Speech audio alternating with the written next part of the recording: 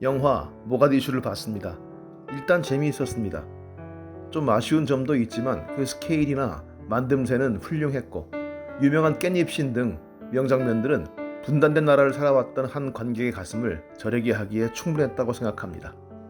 영화평은 다른 분들이 많이 해주고 계시니 저는 영화 모가디슈의 주요한 모티브가 됐던 아프리카에서의 남북한 외교전의 역사, 매토막을 이야기해 볼까 합니다. 1960년은 아프리카의 해라고 불립니다. 이 해 아프리카 대륙에는 무려 17개의 독립국가가 새로 탄생합니다.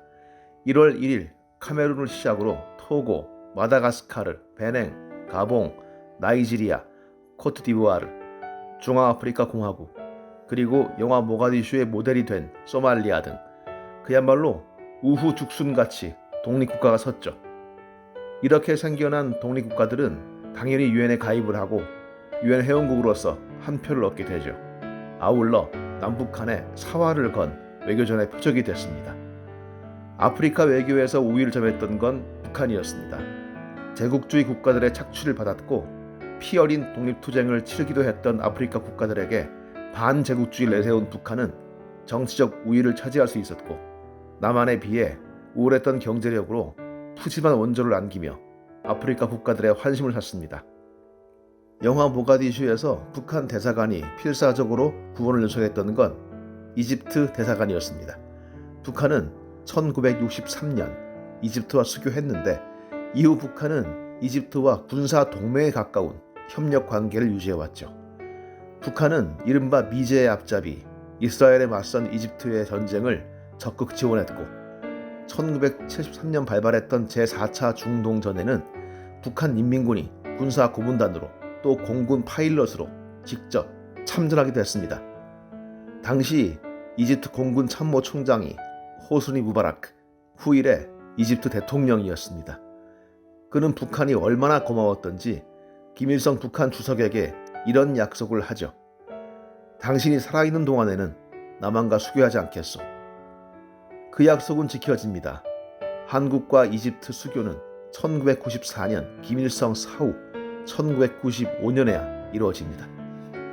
한국은 60, 70년대 아프리카 외교에서 북한에 압도적으로 밀리고 있었는데 그나마 유지하던 교두보라면 에티오피아가 있었습니다.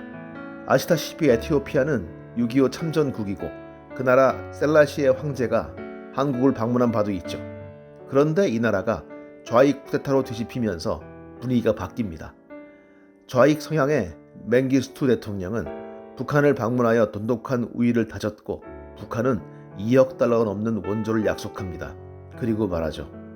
에티오피아 동무들 세상에 공짜가 있겠습니까? 남한과의 관계를 끊으란 거였죠. 남한은 필사적으로 여기에 맞섭니다.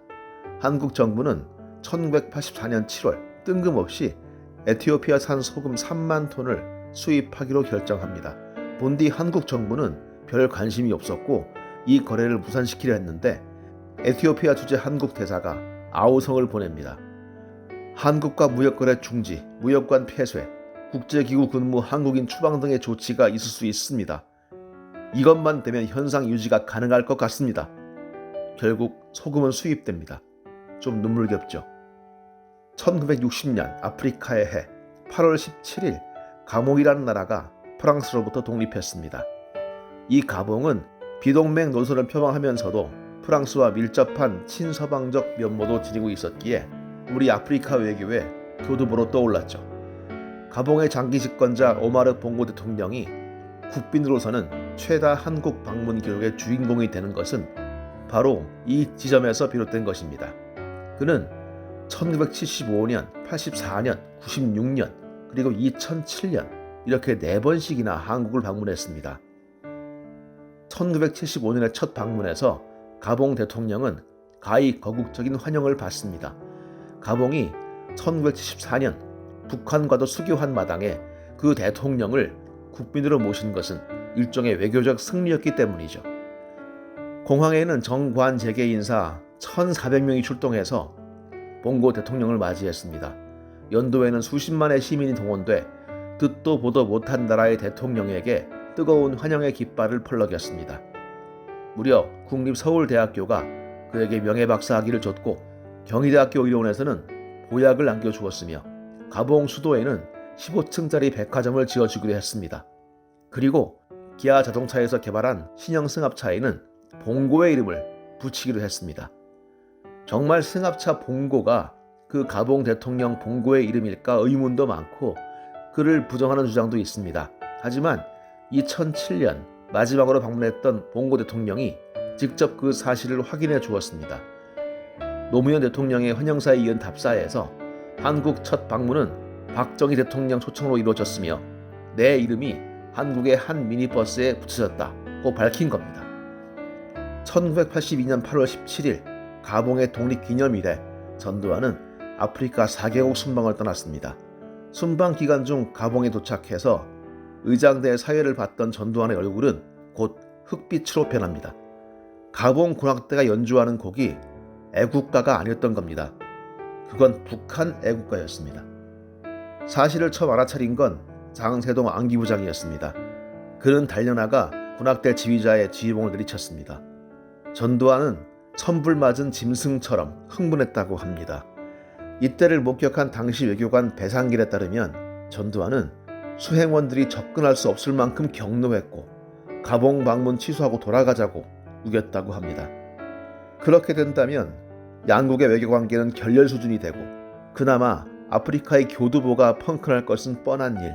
수행원들은 가까스로 전두환을 설득했고 가봉의 봉고 대통령은 정중히 그 결례를 사과합니다. 냉전시대 그리고 그 다음 해 북한이 전두환의 목숨을 노려 버마의 아웅산에 폭탄을 설치했던 시대의 가봉의 실수는 그만큼 치명적이었겠죠. 아울러 외교관들은 아프리카에서의 북한의 우세를 절감하면서 입술을 깨물었을 것이고요. 영화 모가디슈에서 보는 남북 외교관들의 견제와 암투 그리고 서로 쳐다보기조차 두려워했던 모습은 이런 기나긴 그리고 슬픈 역사에서 비롯될 겁니다.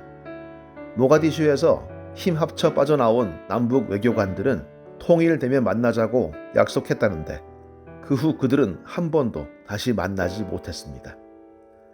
현재 아프리카에서도 남한의 외교는 북한을 앞질렀습니다. 여러 면에서 북한은 이미 남한의 상대가 아니죠. 하지만 그 추월이 기쁘지만은 않습니다. 분단은 여전히 진행 중이니까요.